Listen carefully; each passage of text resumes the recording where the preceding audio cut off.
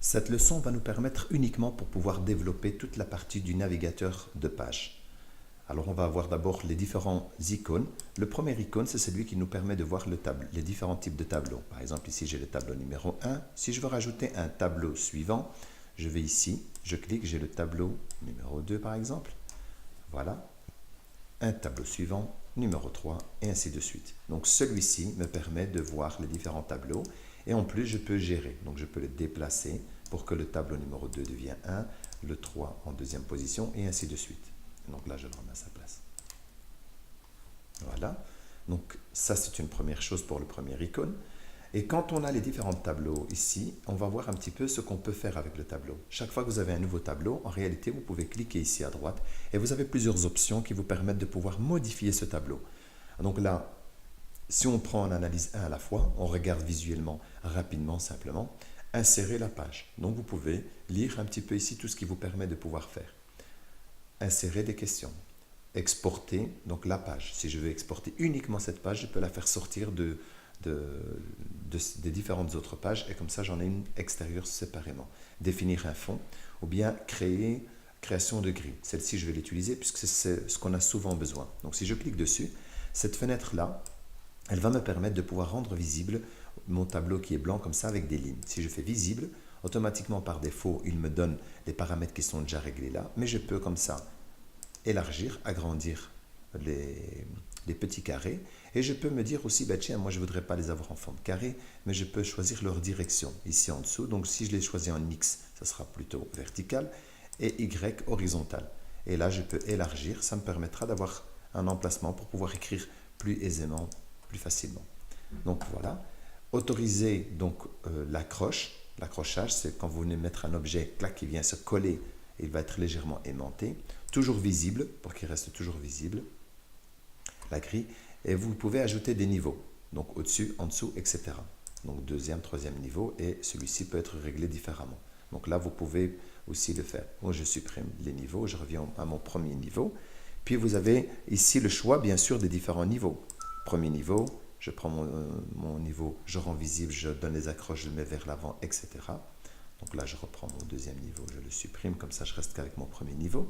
Et vous pouvez lui choisir également la couleur. Si par exemple, je veux que mes lignes soient bleues. Voilà, elles sont bleues là. Et vous avez aussi le style de gris. 45 degrés, voilà, si jamais vous avez besoin. En angle, et là vous précisez vous-même votre angle, 15 degrés. Voilà, par exemple. Là, vous avez pour des petites croix, vous avez pour des points, donc vous avez également des pointillés et ainsi de suite. Donc l'angle, je le remets normalement. Donc là, vous avez un aperçu général. Bien sûr, il faut manipuler un petit peu et voir un peu ce qui vous conviendra le mieux dans cette petite partie-là. Ensuite, si je continue là dans ma lancée, j'ai aussi le fait de masquer une grille, d'accrocher à la grille, c'est ce qu'on avait activé juste avant. Vous avez ici ajouté à la bibliothèque ressources des informations que vous allez créer ici. Vous pouvez le rajouter à la bibliothèque de ressources qu'on va voir juste après, c'est le deuxième icône. Couper, copier, coller, dupliquer. Donc cette même page que je viens de faire, si je clique ici, elle se duplique. Donc je l'ai deux fois. Donc comme ça, si j'ai travaillé avec les élèves ici, eh bien je la duplique avant d'écrire dessus. Comme ça, sur celle-ci, je pourrais écrire, mais j'aurai toujours le modèle sur lequel je pourrais venir retravailler dessus. Voilà. Supprimer la page ou bien supprimer la question si vous avez mis des questions dessus. Dans ce cas-ci, on n'en a pas utilisé. Le deuxième onglet, donc celui-ci, c'est celui dans lequel on trouve plusieurs ressources, qu'on appelle navigateur de ressources. Là, c'est quelque chose de très intéressant. C'est-à-dire que si je vais à l'intérieur des ressources, je peux trouver dans les modèles d'activité, vous voyez, ici en dessous, j'ai pas mal d'activités intéressantes. Donc, vous voyez des photos, des images, etc. Je vais un peu, par exemple celui-ci, ben je le prends, je le glisse à droite, je reste cliqué, je le lâche simplement, le petit boulier, et comme ça je peux l'utiliser.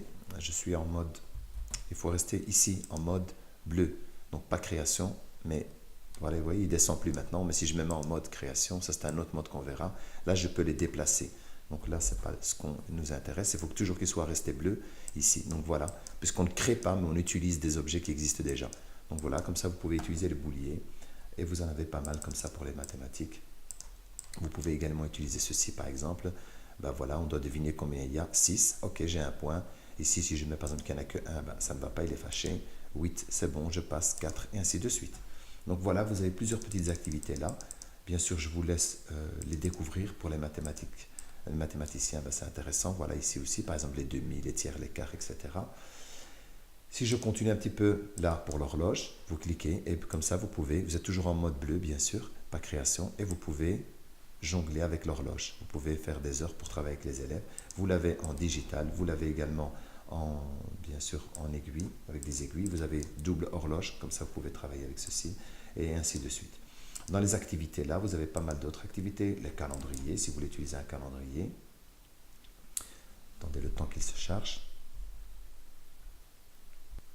Voilà, vous avez un calendrier, vous pouvez en choisir d'autres pour pouvoir faire un atelier également. Casse-tête, voilà, vous avez des petits casse-têtes ici, c'est comme des puzzles, des sortes de puzzles, mais bon voilà, vous pouvez les déplacer, et voilà, pour essayer de trouver le puzzle, le casse-tête.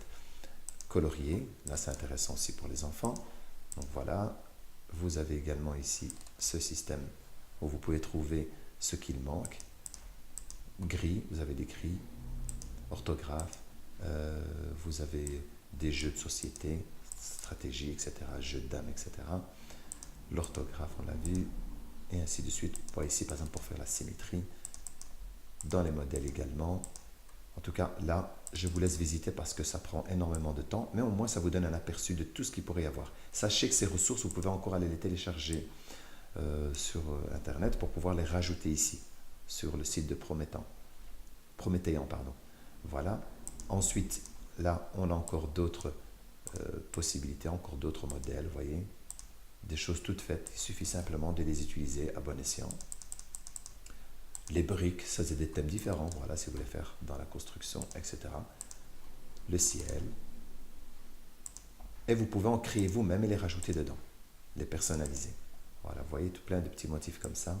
Donc ça vous donne un aperçu. J'ai voulu survoler ça pour que vous puissiez vraiment voir qu'il y a quand même pas mal de possibilités. En dehors de ce que vous pouvez rajouter vous-même de l'extérieur, des images extérieures. Donc voilà, là c'est des lignes également, ça c'est intéressant. Par exemple, si je prends celle-ci, ben, je peux avoir, comme tout à l'heure, j'ai créé toutes mes lignes, mais ici je peux travailler avec ceci. On va utiliser une nouvelle page blanche pour pouvoir utiliser, ça c'est préférable. Voilà, j'ai une page blanche et je reviens, je la glisse et voilà, vous voyez, je peux avoir les différents styles pour déjà écrire dessus. En croix, voilà, ligne horizontale, voilà, vous avez plusieurs petites lignes, verticales au cas où vous aurez besoin, ceci aussi. Voilà, je vous donne un petit exemple, comme ça vous avez 30 degrés, 40 degrés, 45 degrés, qui existent déjà à 60 degrés. Les petits icônes, si jamais vous avez besoin pour pouvoir réaliser des ateliers. Maintenant, vous pouvez les personnaliser, en créer vous-même. Ça, vous pouvez également le faire, bien sûr. Voilà. Voilà. Après, ben, je vous laisse regarder. Il y a aussi même les sons. Donc ici, il y en a quelques-uns pour les animaux, etc. Vous pouvez cliquer dessus pour avoir les bruitages. Vous le placez. Et quand vous allez cliquer dessus ici, vous aurez le son qui va fonctionner. Voilà. Voilà, vous avez vu. Donc, il suffit d'ajouter des sons à partir de là. C'est du wave. Donc, vous pouvez en enregistrer d'autres et vous les rajouter dans cette base de données. Là. Voilà. Là, on a vu un aperçu sur cette partie-là. L'onglet suivant, qui est le navigateur d'objets. Si je clique dessus, en fait, ça, c'est les positions. Par exemple, cet objet, je peux le déplacer. Si je voudrais ne pas le manipuler, qu'on ne puisse pas le cliquer dessus, ne pas le toucher, je clique dessus, je me rends compte que c'est le bouton qui est là et je peux le glisser et aller le mettre en fond. Maintenant, je ne peux plus l'attraper celui-là et les autres, oui. Donc ça, c'est une manière de le protéger. Il y a une autre manière également, par exemple le bouton 2. Je clique ici et je peux le verrouiller. Attendez, donc c'est là. Donc là, je l'éloigne. J'ai l'option verrouiller là. Et je peux le verrouiller. Donc maintenant, il est verrouillé.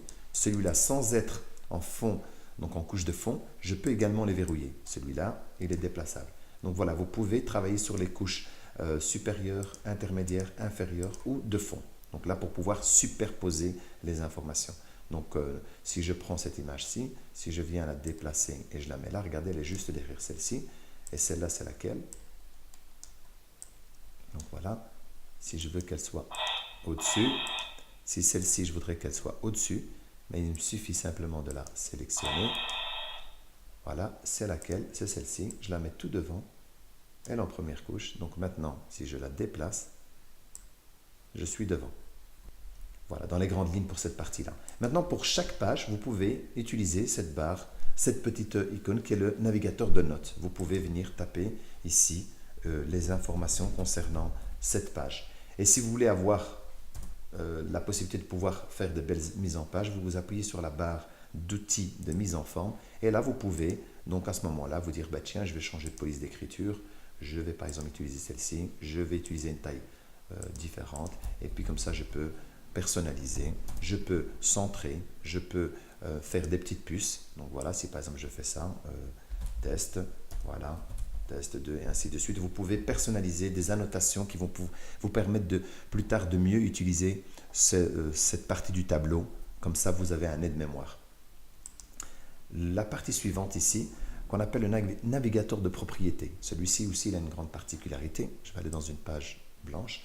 Donc ici, je peux choisir sa taille. Par exemple, ici, vous voyez, je suis en 1024. Si je la fais par exemple en 1200, je clique ailleurs, vous allez voir, hop, elle s'élargit. Donc elle prend plus de place, plus de largeur.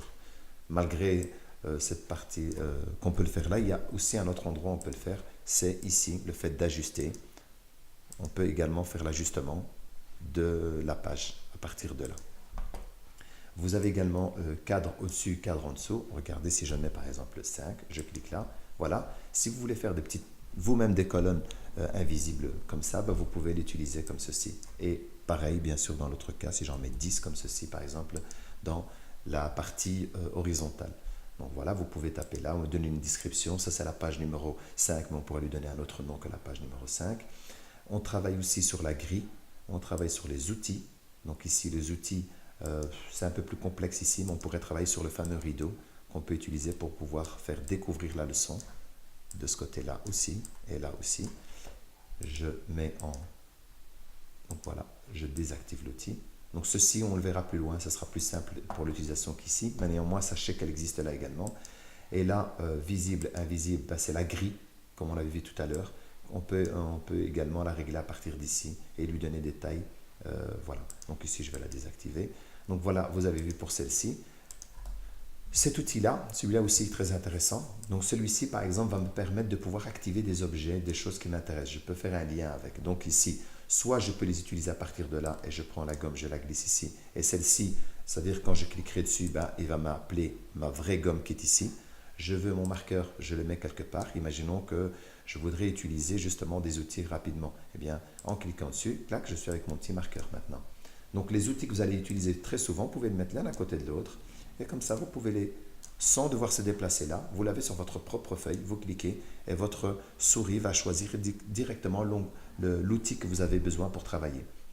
Donc ça, c'est une possibilité comme ça. Si je prends par exemple ceci aussi, je pourrais par la suite personnaliser à partir de là. Regardez, là je suis, c'est glisser, déplacer, les outils que j'ai le plus souvent besoin, le petit compas, etc. Regardez, ils sont en miniature, vous devez cliquer simplement dessus, vous le recevez, vous pouvez travailler sur votre fameux compas. Et si je prends le crayon, il peut tracer.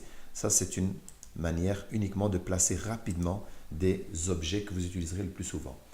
Mais par contre, dans la sélection, là, c'est de me dire, tiens, je vais par exemple utiliser, allez, on va dire ce chiffre 1. Je vais le sélectionner.